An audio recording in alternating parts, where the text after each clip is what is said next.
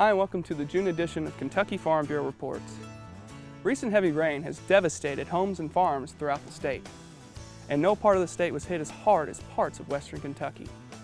Recently, Kentucky Farm Bureau and the Red Cross partnered up to distribute cleaning supplies to folks in need. This is our place on Noble Road. That's my trailer. That's my barn. And that's the front of my house, front of the trailer. And that's my little shed behind the trailer. And that's the back of my barn. And this is the back of where the barn is and the trailer. And this is Noble Road. Well, I hope to accomplish as much as I can. My mother and father, I'm a caregiver, they're terminally ill. They're misplaced by the flood, and I'm trying to get as much help as I can by them. Our house got flooded out fairly well. I mean, some people got worse than we did because the Red Cross had to clean it up the best we can. And I need, bleach, cleaning supplies, mops, brooms, anything, that I can get to help clean it up at least.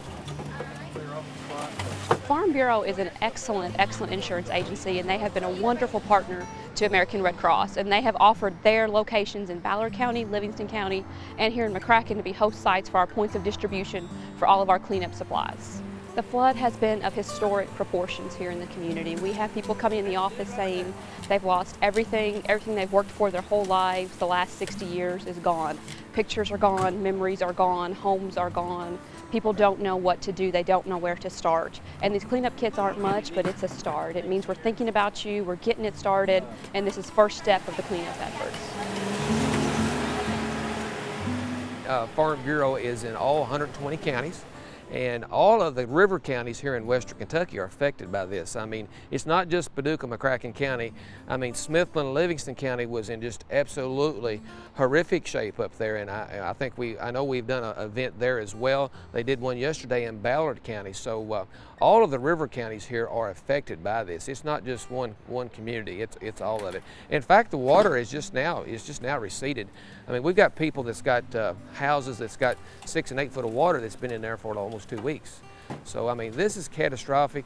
Unfortunately, not everybody has flood insurance. In fact, the vast majority of the people do not have flood insurance. So a lot of these repairs that are going to be made are going to be made on the backs of the people who own the homes. So it's going to cost, thousands of dollars to repair these homes. So what we're going to do here today is going to be small, but it's a step in the right direction as far as helping these people get back in their homes.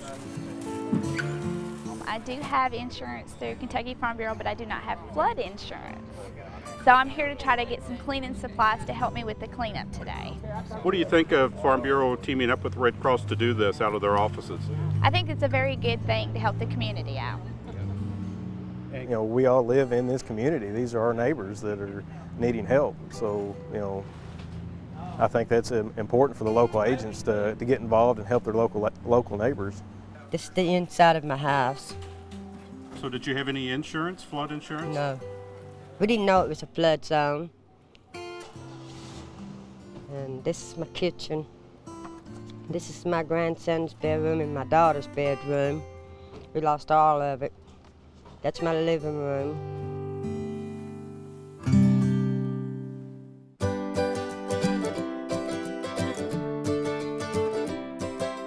This is Food for America program. It's something that's on the national level with FFA that we've been doing here at the Nelson County High School for over 10 years. When I was a student before I became a teacher, I even participated in this program. We have elementary schools from across the county bring kids out to learn about agriculture, everything from food science to ATV and tractor safety.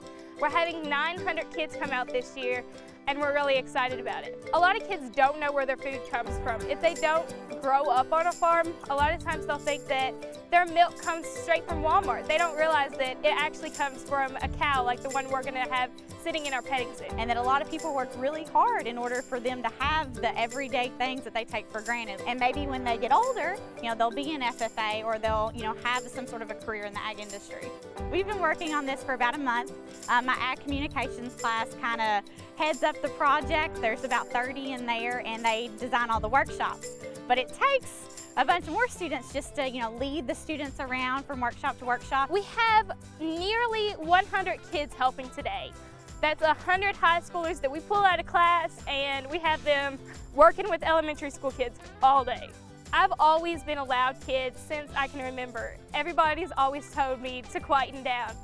But FFA has taught me that even if I have a loud voice, people don't necessarily hear me. I have to actually have something to say and say it right to actually make an impact on people. I can't thank Nelson County Farm Bureau enough for everything they do for Nelson County FFA. Because of them, we're able to have our t-shirts, we're able to feed our workers, we're able to do a lot of the supplies. They're just a huge part of our organization.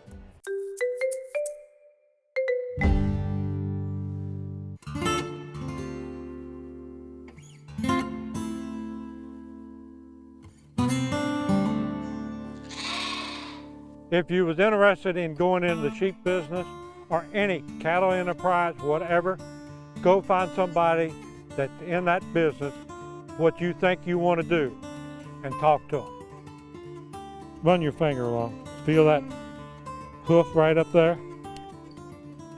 Now see how smooth that is now? That's what you want. Come on.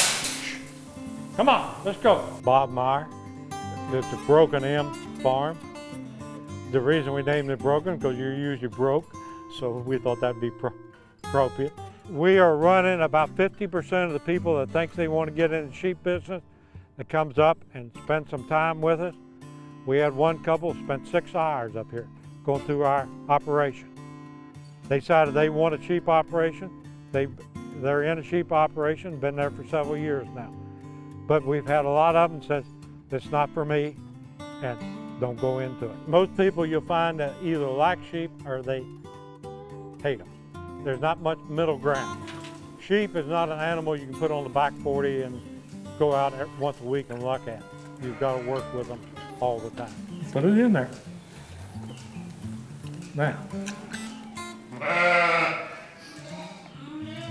See how simple it is? The farm has been in the family for over 4 generations we've traced back. We moved out on the farm in 1950. In '03, my daughter and her husband built a house on the farm.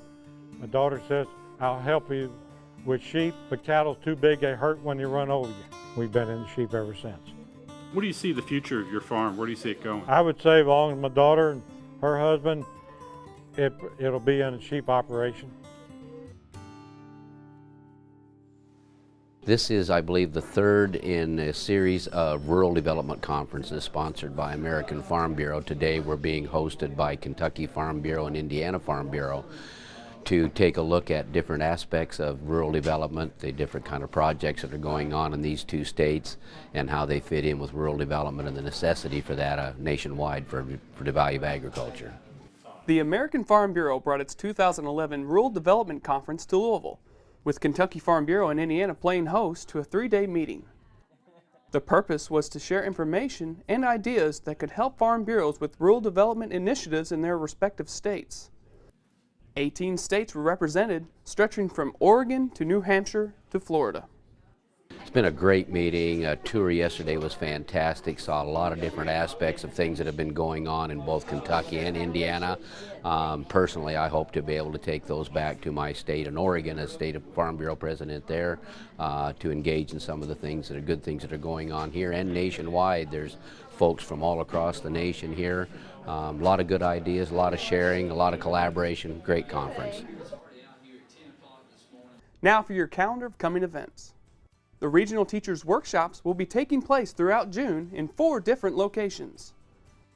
District Policy Development meetings will soon be starting in July.